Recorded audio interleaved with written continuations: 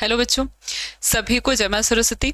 और आज हम बात करते हैं कि टॉपर बनने के लिए आपके पास क्या क्या चीज़ें होनी चाहिए। ऐसी कौन सी 5 खास बातें हैं जिसकी वजह से आप टॉपर बन सकते हैं, या फिर ऐसे कौन से आप 5 काम को कर रहे हैं जिसकी वजह से आप दिन प्रतिदिन पीछे की तरफ चलते जा रहे हैं, फेल्योर बनते चले जा रहे हैं। ठीक है, तो आज हम बात करेंगे कि टॉपर बनने के लिए हमें क्या क्या स्ट्रेटजी अपनानी है, कौन कौन से ऐसे काम हैं जो हमें नहीं करने हैं, या आप देखेंगे कि अभी तक आप ऐसे कौन से काम हैं जो आप कर रहे हैं और दिन प्रतिदिन आपकी पढ़ाई जो है वो पीछे चलती जा रही है। अब आपके एग्जाम में समय बहुत कम बचा हुआ है, समय बचा ही नहीं है, समझिए बस रिवीजन के लिए समय बचा हुआ है। बस 1 महीने से आपके पास 40 से 45 दिन का समय मैक्सिमम बचा हुआ है। उसमें भी बहुत सारी दिक्कतें हैं, या फिर कुछ ऐसे काम होंगे जो आपको करने होंगे। कहीं ऐसा शादी विवाह होगा, वहां आपको जाना होगा, और भी है कभी तबीयत खराब हो सकती है। तो 2-4 दिन 10 दिन आप इसमें डाल दीजिए, तो क्या बचा आपके पास? केवल 1 महीने का समय बचा है। अब समय है ही नहीं आपके पास कि आप कुछ नया पढ़ सके, कुछ सोच के पढ़ सके। अब आपके पास जो भी कंटेंट पहले से तैयार हुआ है, जो भी चीजें आपने पहले से बनाई है, जो भी आपने सिलेबस को पहले से कंप्लीट किया है, बस उसी को आपको रिवीजन करते चले जाना है। या ऐसा कोई भी सब्जेक्ट है, कोई भी ऐसा टॉपिक है जो आप नहीं पढ़े हुए हैं, उसको अच्छे से पढ़ना है। अभी तक जिस भी सब्जेक्ट्स को आपको नहीं तैयार है, उन सब्जेक्ट को और अधिक समय देने की आपको जरूरत है। ऐसा नहीं कि दूसरे सब्जेक्ट के समय को काटिए, बल्कि अपने सोने के समय को, अपने खेलने के समय को थोड़ा सा कम करिए, घूमने के समय को थोड़ा सा कम करिए, फोन चलाने के समय को थोड़ा सा कम करिए, और ये काम आप करिए अपनी पढ़ाई पर कि अब आपके पास समय बिल्कुल भी नहीं बचा हुआ है। तो हम बात करेंगे ऐसे कौन सी चीजें हैं, ऐसा कौन सा काम है जो आप लोग करते हैं और आप ध्यान नहीं देते हैं, लेकिन दिन प्रतिदिन आपका समय चला जा रहा है, और ये जो समय जा रहा है ये फिर वापस लौट करके नहीं आएगा। या 12th का एग्जाम जो आप एक बार दे रहे हैं, जितना भी नंबर आ जाए, चाहे 80 लाना हो आपको, 85 लाना हो, 90 लाना हो, 95 लाना हो, और 95 आप सोच रहे हो 80 आ जाए, तो वो समय आपको फिर दोबारा मिलने वाला नहीं है। उसी बेस पे आपका जीवन भर ये 12th आपका चलता रहेगा। ऐसा नहीं है कि आप दोबारा फिर 1 साल का 2 साल का समय लगा के आप फिर से 12th का एग्जाम देंगे, ऐसा कोई नहीं करने वाला है। इसलिए जो भी समय आपके पास बचा हुआ है, बस इसी समय को अच्छे से तैयार करना है, इसी समय में आपको अच्छे से अपनी पढ़ाई को और मजबूत बनानी है। तो कुछ ऐसी चीजें हैं जो आप ध्यान नहीं देते हैं और आप उसको करते जाते हैं, और दिन प्रतिदिन आप पीछे की तरफ चलते जा रहे हैं। आप अपने सिलेबस को, अपनी पढ़ाई को अच्छा नहीं बना पा रहे हैं। आपको लगता है कि समय अभी है, अभी क्या है, फेब में एग्जाम है, फरवरी में एग्जाम है, और समय आपके पास लेकिन बिल्कुल भी बचा नहीं हुआ है। तो हम देखते हैं कौन सी ऐसी बातें हैं जो आप करते हैं। जैसे जो भी फेलियर है या जो फेलियर की तरफ जा रहे हैं, वो क्या करते हैं? वो डेली पढ़ाई को नहीं करते हैं। ठीक है, जो फेल होने की तरफ जा रहे हैं वो बच्चे डेली पढ़ाई को नहीं करते। और अगर आप इस काम को कर रहे हैं तो आपको क्या करना है? आपको टॉपर बनना है, आपको डेली पढ़ाई करनी है। ठीक है, रोज पढ़ाई करनी है। आपका घंटा अगर रोज आपको 7 घंटे 8 घंटे आप देते हैं, हो सकता है कोई काम हो 1 आध घंटे आप नहीं दे पाते हैं, लेकिन आपको क्या करना है? पढ़ना रोज ही है। पढ़ने की हैबिट नहीं बिगाड़नी है। अगर पेपर खत्म भी हो जाता है तब भी अपनी पढ़ाई को करते रहना है, क्योंकि दोबारा से जब आप पढ़ने बैठते हैं तो 10 दिन 15 दिन आपको फिर से पढ़ाई को देने में, समझने में लग जाता है, बैठने में लग जाता है। इसलिए आपको डेली पढ़ाई करनी, कुछ भी हो जाए पढ़ना रोज ही है। आपका 1 आध घंटा रुक सकता है, कम हो सकता है, तबीयत खराब है तो भी आपको पढ़ना है, कहीं जाना है तो भी आपको पढ़ना है। थोड़ा सा सोने के समय को कम करिए, दूसरों को जो भी आप घर में चीजें करते हैं, इधर उधर 3-5 करते हैं, किसी से बात कर रहे हैं, उस समय को आप कम करिए। फोन चला रहे हैं उस समय को कम करिए। क्या करिए? केवल पढ़ाई पे अपना ध्यान लगाइए, डेली पढ़ाई को करिए। और कुछ बच्चे होते हैं जो कि आपके फेलियर की तरफ जा रहे हैं, उनका मोटिवेशन बहुत लो होता है, वो ये सोचते हैं कि मैं ये कर ही नहीं सकता। ठीक है, वो अपने आप को बहुत लो में ले जाते हैं, सोचते हैं कि मुझसे होगा ही नहीं। बहुत सारे बच्चे आपने देखे होंगे, वो अपना गोल ही लेके चलते हैं, अरे बस 70-75 ले आना है, 80 लेकर के आना है, इससे ऊपर तो मैं ला ही नहीं पाऊंगा। ऐसा बिल्कुल भी नहीं करना है। वही बच्चे होते हैं जब आप 80 सोचते हैं तो आपका आ जाता है 75% आ जाता है, 72% आ जाता है। अपने मोटिवेशन को क्या करना है? बहुत हाई रखना है।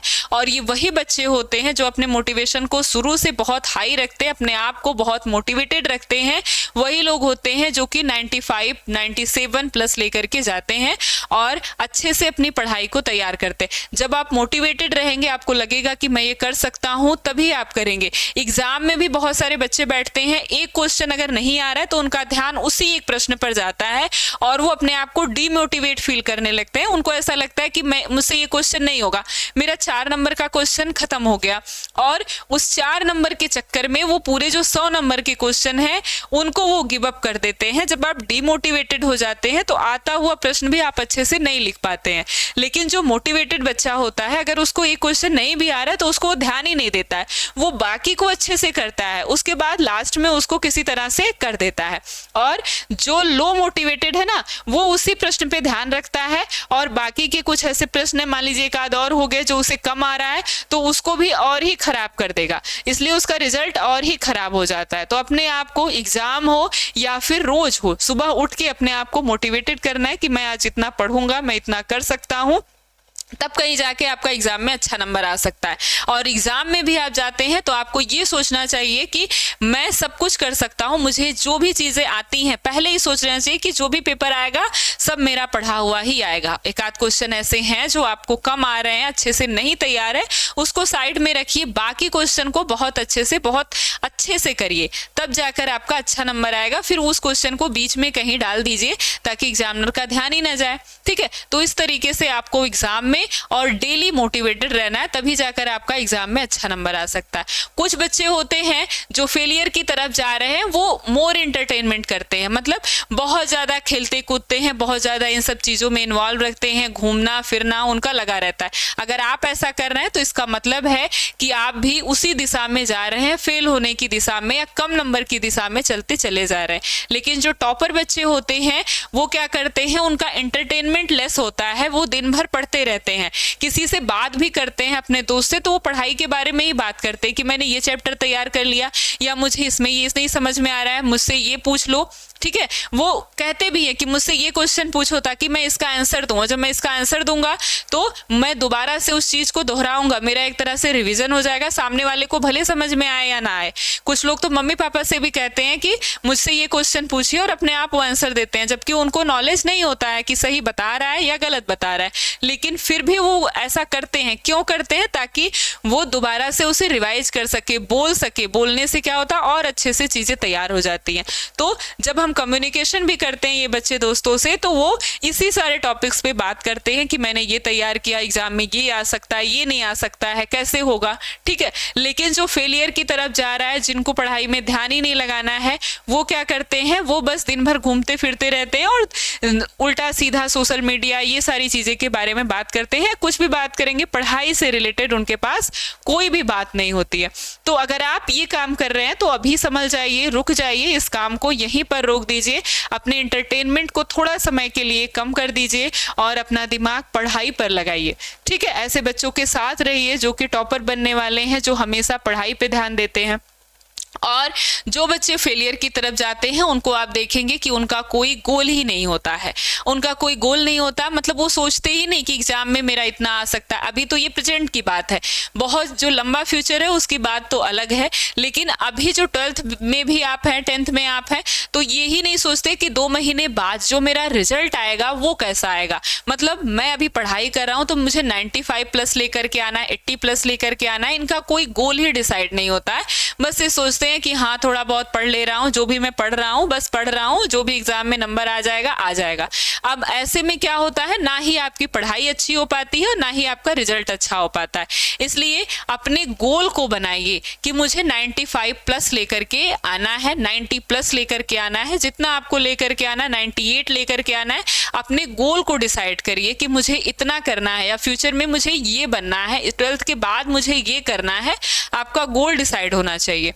वही जो टॉपर बच्चे होते हैं उनका गोल बहुत हाई होता है और वो अपने गोल के प्रति बहुत डेडिकेटेड होते हैं और उसी हिसाब से वो काम को करते हैं, उसी हिसाब से अपनी पढ़ाई को करते हैं, बहुत अच्छे से अपनी पढ़ाई को करते हैं, ताकि वो आगे जो उन्हें अचीव करना है, जो उन्हें प्राप्त करना है, वो उसको पा सके, चाहे वो 12th हो या उसके बाद की चीजें हो। तो उनका गोल हाई रहता है और हमेशा वो अपने गोल के प्रति सचेत रहते हैं, उसी के बारे में सोचते हैं। ठीक है, लेकिन अगर आप है जो आप अपने गोल को नहीं सोच रहे हैं तो अपना गोल बनाइए, अभी से बनाइए। अभी भी बहुत ज़्यादा समय नहीं बीता है, थोड़ा समय है कि आप इस चीज़ों को इन 45 दिनों में 40 दिनों में आप अच्छे से कर सकते हैं। बस सोने का और घूमने फिरने का, दोस्तों से बातचीत करने का, सोशल मीडिया यूज करने का, इस समय को अगर आप कम कर देते हैं तो 24 घंटा बहुत ही अधिक समय है आपके पास। अब आपके पास इस समय प्रैक्टिकल है, आपके पास वाइबा है, ये सारी बहुत सारी चीज़ें हैं जिसमें आपको इन्वॉल्व होना है। तो उसको इन्वॉल्वेशन के साथ आप अगर फ़ोन का या फिर घूमने फिरने का समय कम करते हैं तो उस समय को आप कहाँ लगाइए, पढ़ाई पर लगाइए और अपने गोल को बनाते हुए बहुत अच्छे से अपनी पढ़ाई को करिए। देखिए, और कुछ ऐसे बच्चे होते हैं जो आप देखेंगे वो फेलियर की तरफ जा रहे हैं, जो हार्ड स्टडी करते हैं। मतलब बहुत सारी किताबें ले लेंगे, मार्केट में जितनी किताबें हैं हर सब्जेक्ट की सारी किताबें उठा लाएंगे और सोचेंगे कि मैं पढ़ लूंगा, ठीक है। और उन किताबों के बीच में वो इस तरह से उलझ जाते हैं, अपने समय को खत्म करते जाते हैं। उनको लगता है कि वो 10 घंटे पढ़ रहे हैं, लेकिन उसका उनको आउटपुट ही नहीं मिल पाता है क्योंकि उनका दिमाग उस तरीके से काम ही नहीं करता है। तो आपको ये नहीं करना है। अब समय एकदम ही खत्म हो चुका है, अब समय बचा ही नहीं है। आपको हार्ड स्टडी नहीं करनी है कि इस समय जितनी भी सीरीज आ रही हैं, जितने भी चीजें आ रही हैं, सब कुछ आप उठा लाइए। और एक ही सब्जेक्ट है, एक ही सब्जेक्ट की 4 किताबें अगर आप पढ़ते हैं तो आप क्या ही पढ़ते हैं, एक ही किताब को पढ़िए, लेकिन उस किताब को इतना अच्छे से पढ़िए कि उस किताब में जितने भी क्वेश्चन हैं उसको आप सॉल्व कर सके। ऐसे पढ़ना है आपको, ठीक है। तो आपको क्या करनी है, स्मार्ट स्टडी करनी है। एक ही किताब को पढ़नी है और उस किताब में जितने क्वेश्चन है उसको आपको तैयार करना है। ऐसा नहीं है एक ही जगह से पढ़िए, ऐसा नहीं है कि आज यहाँ से पढ़ लिया, कल वहां से पढ़ लिया, कल उस किताब से पढ़ लिया, कल उस ऑनलाइन से पढ़ लिया, कल उस बैच से पढ़ लिया। ऐसे नहीं करना है, ऐसे में दिमाग कंफ्यूज हो जाता है। और एक ही लेसन अगर आपने किसी और टीचर से पढ़ा, फिर दोबारा किसी और टीचर से पढ़ा, तीसरी बार किसी और टीचर से पढ़ा, अलग अलग चीजें आपको मिल गई। ये आपका काम नहीं है, ये टीचर्स का काम है कि वो हर जगह से चीजों को आपको कलेक्ट करके देते हैं। आपको क्या करना है, एक ही जगह से पढ़ना है, एक ही किताब से पढ़ना है और उस किताब को इतनी अच्छी तरीके से पढ़ना है कि उसमें जितने भी क्वेश्चन हैं आप उसको कर सके। और ये आपकी स्मार्ट स्टडी है। आप पेपर को देखिए, मॉडल पेपर देखिए किस तरह से क्वेश्चन पूछता है, पिछले 5 साल के पेपर को देखिए कैसे क्वेश्चन पूछा जाता है और उसमें क्या क्या पूछा जाता है, उसी हिसाब से अपनी स्ट्रेटेजी बना करके पढ़नी है। ऐसा नहीं है कि बस किताब खरीद के लाया, उसी में से आपने पढ़ा, फिर दूसरे दिन दूसरी किताब से पढ़ा। क्या होगा, अगर उस किताब को आप रिवाइज ही नहीं करते तो उस किताब से आपने जितना भी पढ़ा है वो आपको भूल जाएगा।